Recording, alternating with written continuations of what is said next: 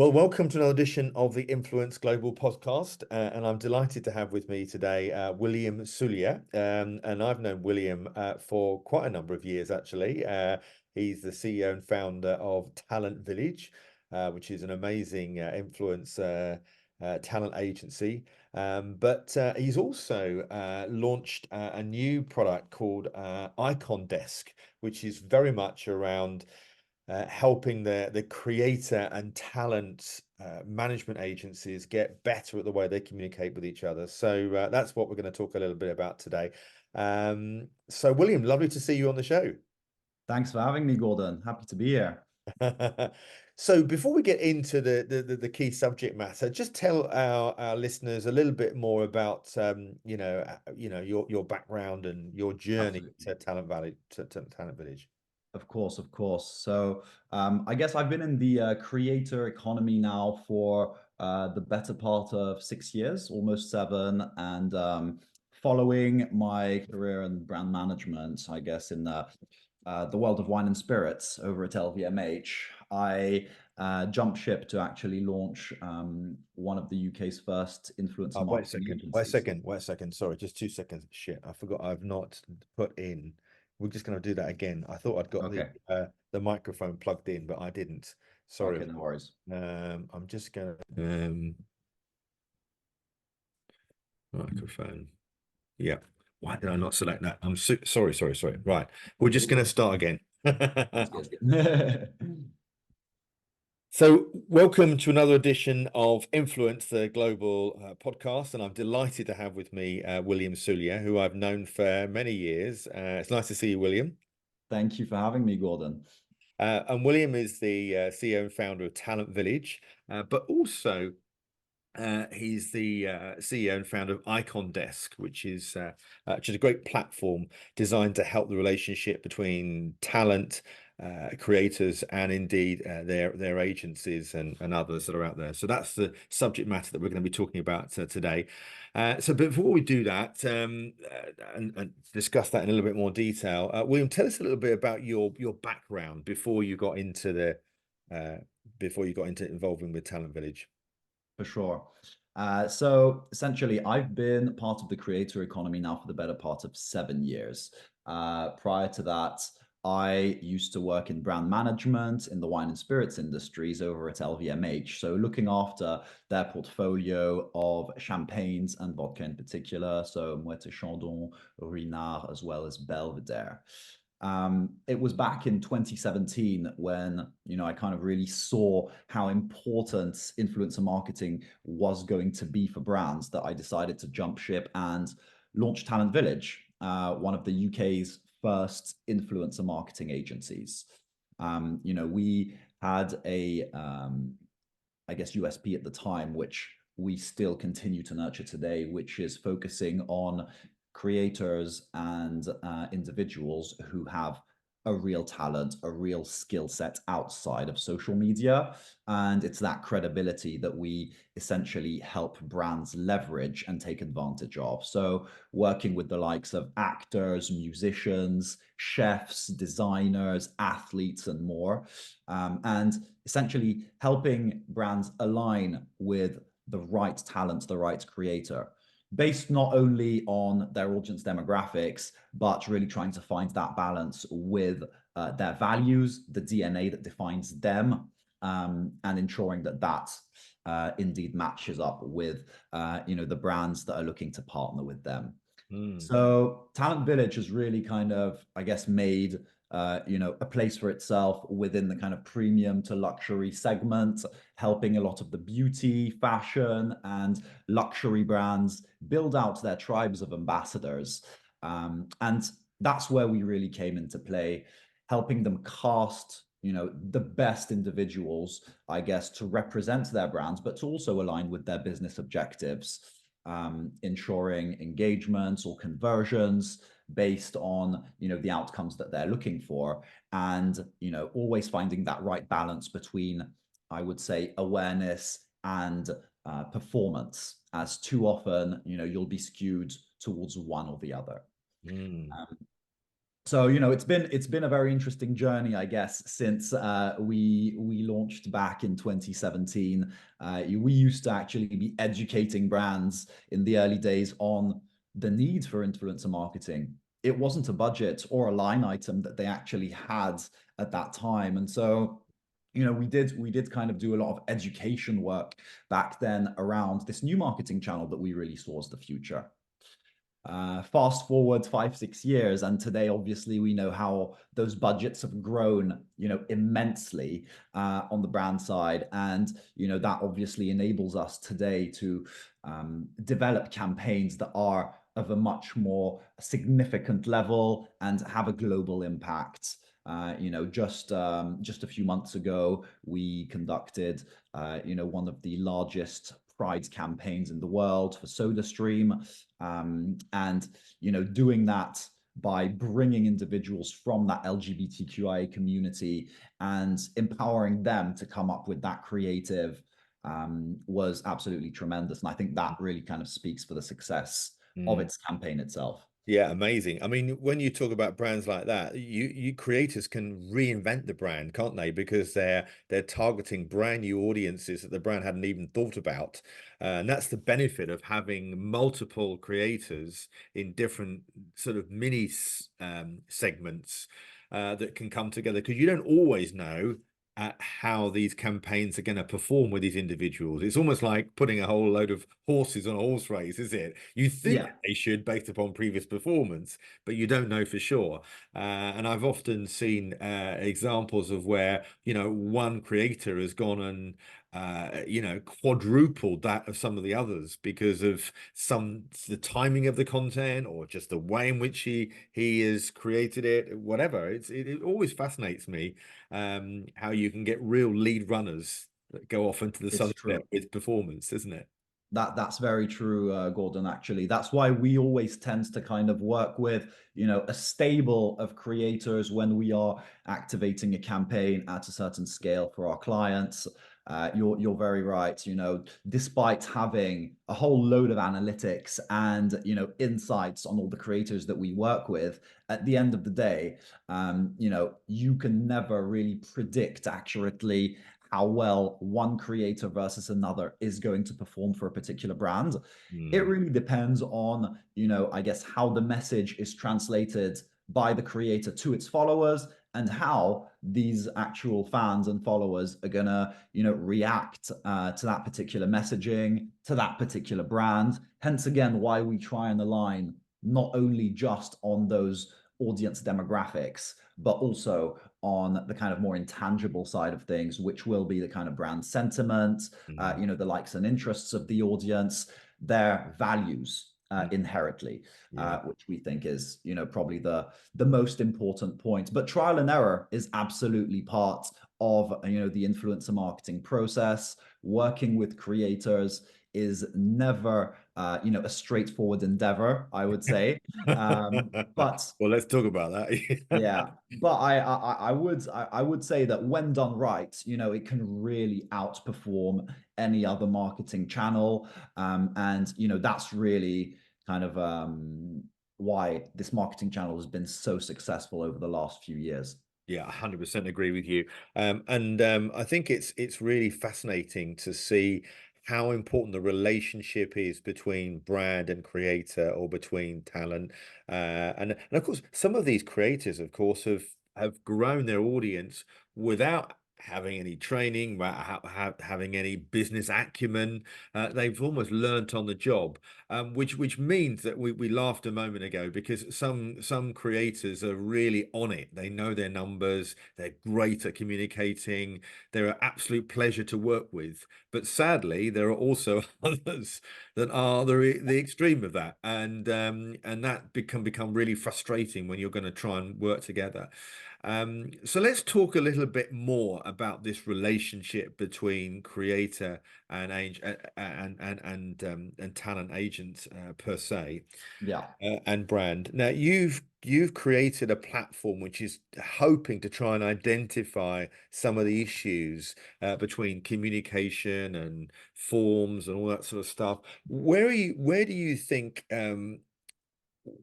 some of the issues and challenges have been between the two, between these relationships? Yeah, no, very, very good points, Gordon. I think, what we've seen is a lot of evolution over the last few years, since influencer marketing has become officially, I guess, part of the marketing mix, right? And, you know, obviously throughout that time, brands have invested more and more marketing spend towards influencers. As you've mentioned, working with them, is somewhat again of some guesswork. Some of these influencers are going to be very easy to collaborate with, but might not deliver the results expected. On the other hand, some influencers can be much more difficult to actually approach and brief into a collaboration. But then you'll see some tremendous results on the other side. So we are still evolving in a world, I guess, that is quite it's quite opaque when it comes to understanding who performs, what are the pricing that we should be putting out there, and how to actually collaborate with these individuals as a brand. If we look at the creator market today, obviously what we have seen is a rise of many creator management agencies. So, talent managers that have now gone on to specialize in representing these influencers, like they would have represented fashion models or music artists or even actors in the past, right? Okay. So we've seen this kind of new class of talent appear, which, today we refer to mostly as creators. I think, this has kind of naturally evolved into that. Now, as a creator, whether you're represented or not, your main source of revenue and of income is going to be brands collaborations.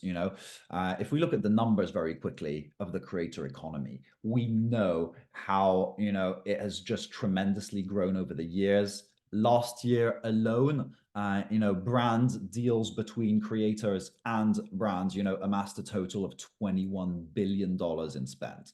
And that still represents today 3/4 of creators' income.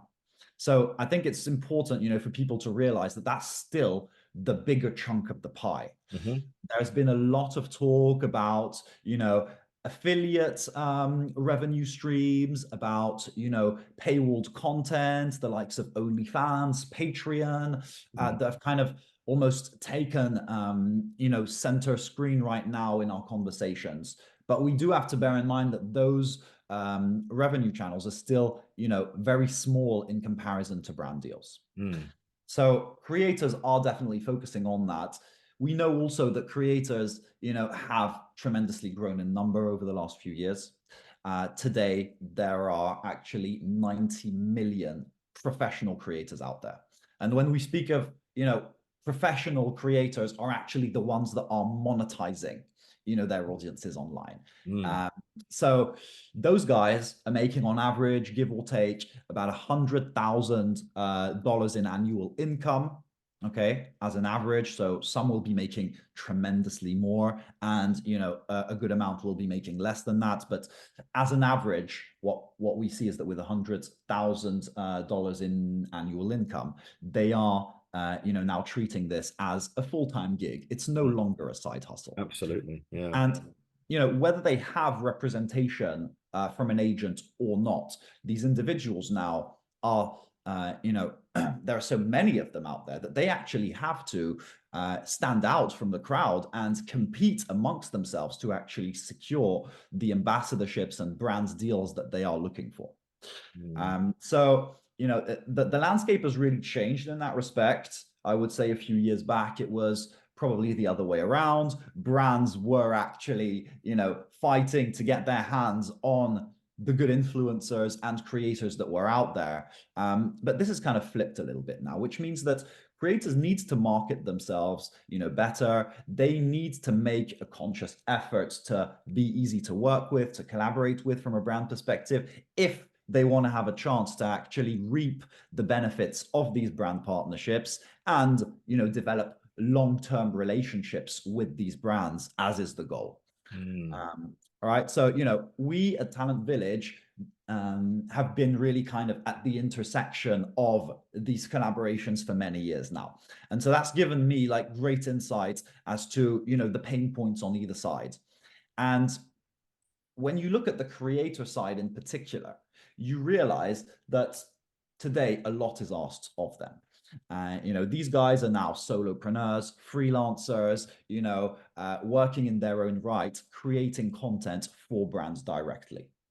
Brands more and more are looking to actually work directly with these creators in order to nurture the relationship. And, creators couldn't be happier about that.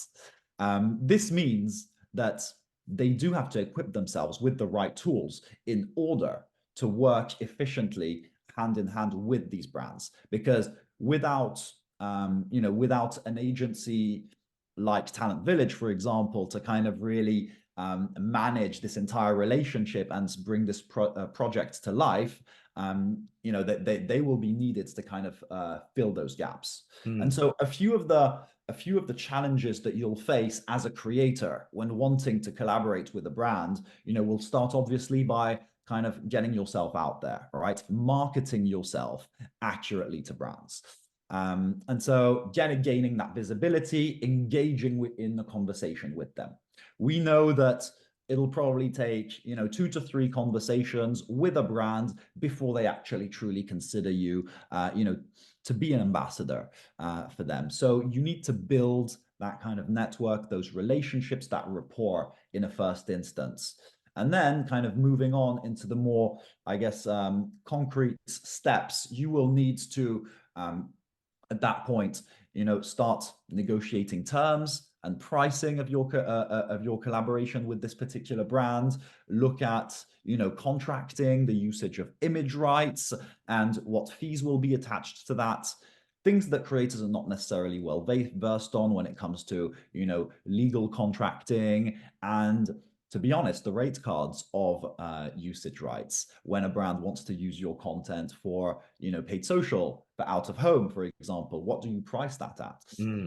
And so I think this, this lack of, I guess, benchmark and knowledge is also something that slows down a lot of these brand deals, sometimes prevents them even from happening.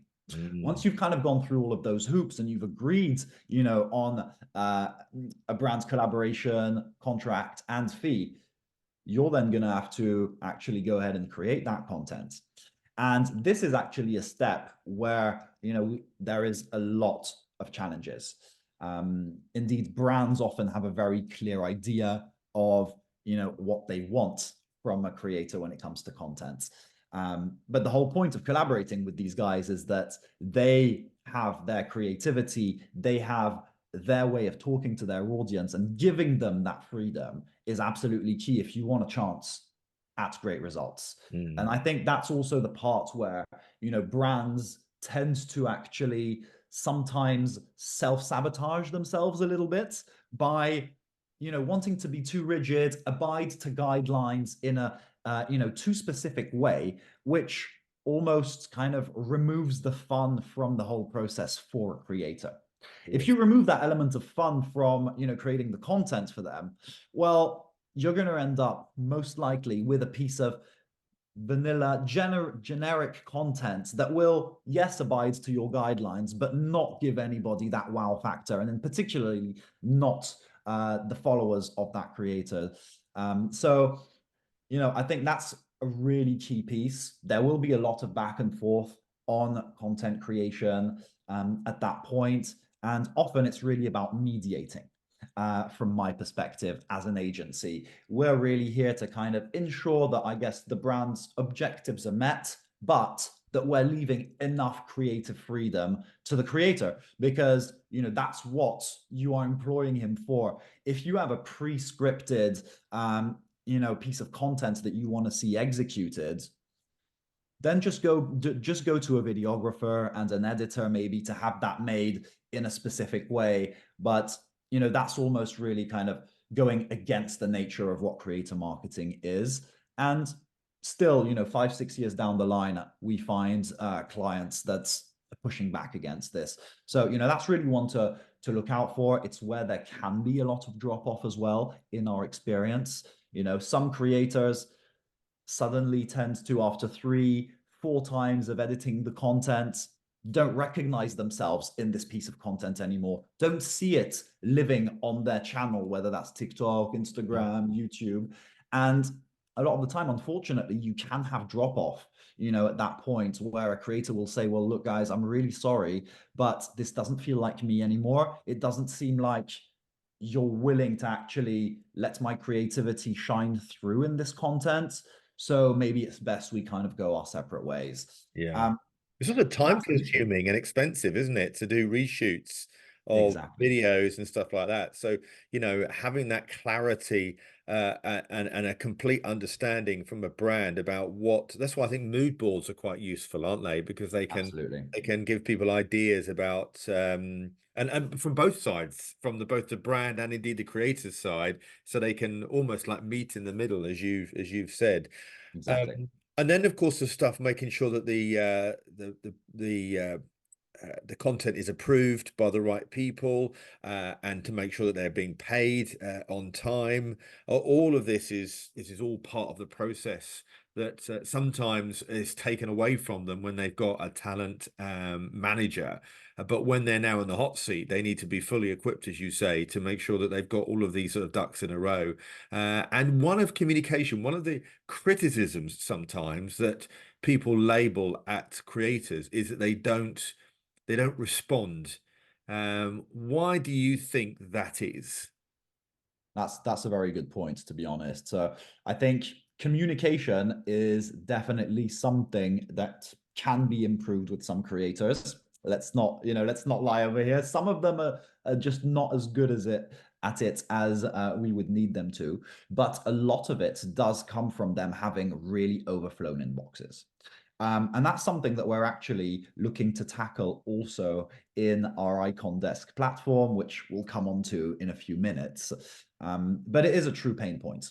Mm, As an influencer, if you have a few hundred thousands or even millions of followers, you are going to receive a lot of communication through Instagram DMs, through your TikTok, through your email, if you have that available directly, within your bio. mm, So there's going to be a lot of ad hoc requests that are going to come through, some that will be complete junk, some that will be kind of freebie requests, even just fans kind of looking to engage.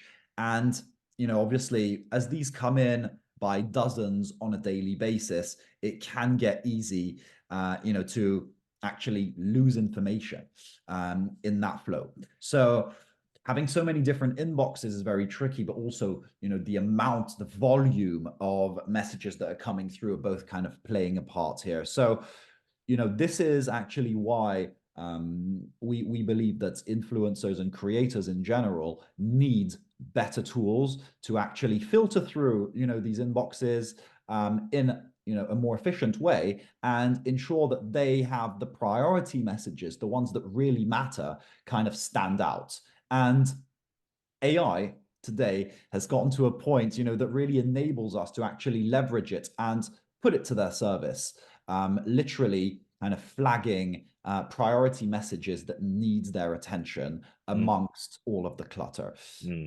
So, this is just one example of ways that we're able to actually leverage technology to help these creators in their process. Because it's true, it's like being a one-man band, it's like being a one-person agency at this point, Yeah, and there are a exactly. lot of moving parts to it. So, what we've really noticed at Talent Village is that throughout this entire process, from marketing yourself as a creator to, locking in a deal, contracting, creating the content, and then invoicing, getting paid, sharing the analytics to your content, these are all steps that need to be repeated again and again for every single brand's deal that's executed. Yeah, as well as the just general stuff that is going to come in that might mean, can you appear on this podcast, or will you be happy to write an article? So yeah, this is the Absolutely. reason why bigger creators, of course, have now got teams of individuals that help support them, because I think some of them have got stress and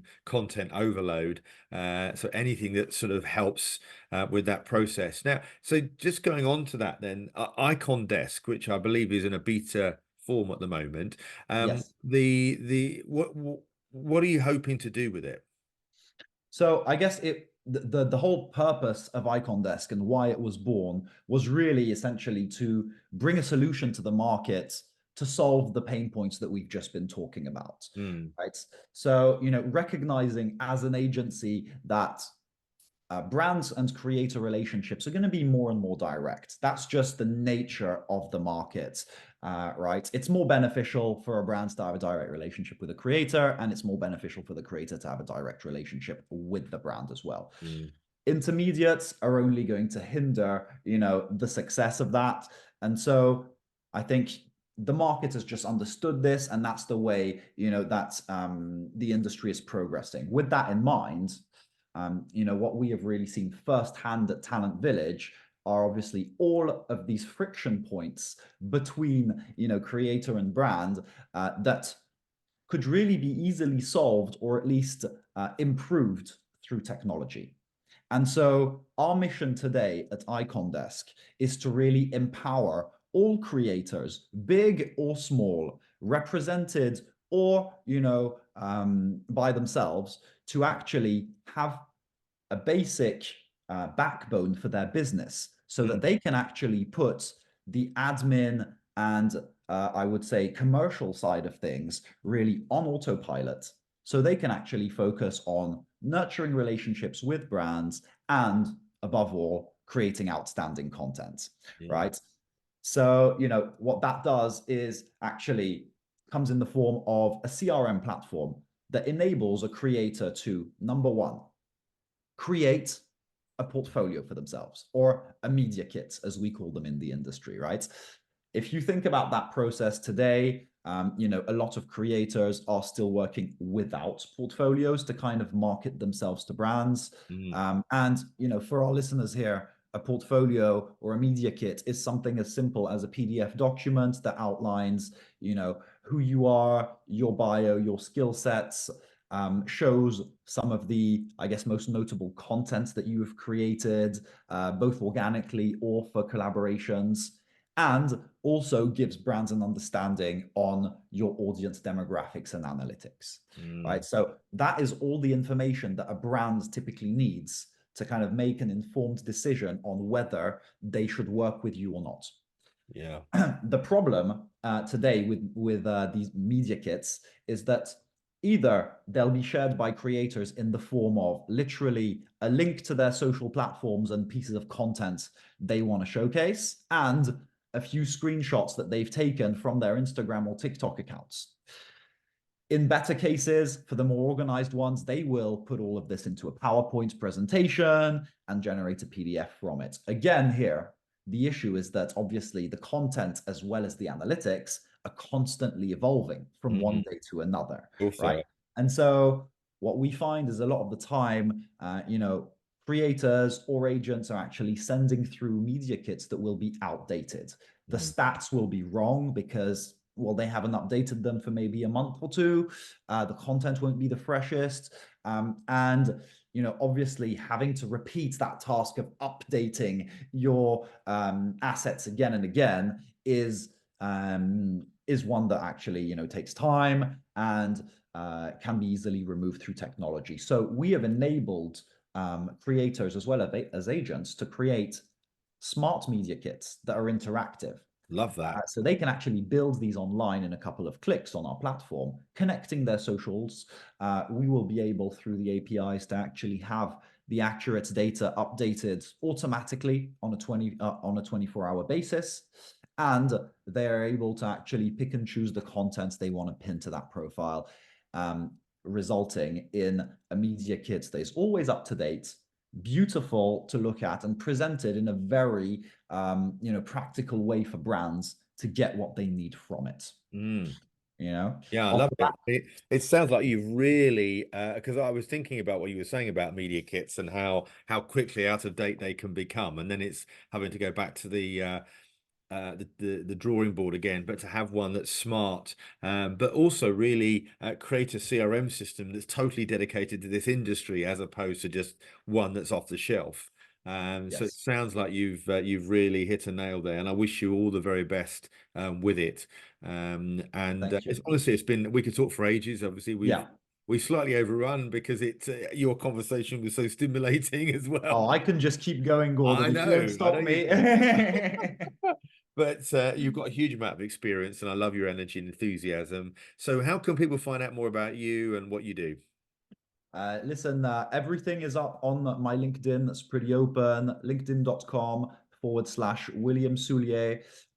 You'll find all the details on my current ventures, Talent Village, which is my talent marketing agency, as well as Icon Desk, which will be launching officially to the public in about 6 weeks from now. So as you mentioned earlier, we are in beta test right now with about 200 users, finalizing the details and debugging the platform before our grand launch. And, again, here our vision is really to empower all creators, big or small, whether they're managed or unmanaged, to actually have better tools and be more professional and accurate, as well as successful, when collaborating with brands. So democratizing a little bit the industry of creators and recognizing them as, real, contractors, solopreneurs of our industry today, which I think is long overdue. Yeah, 100%. Well, William, lovely to see you, and all the very best for your new ventures.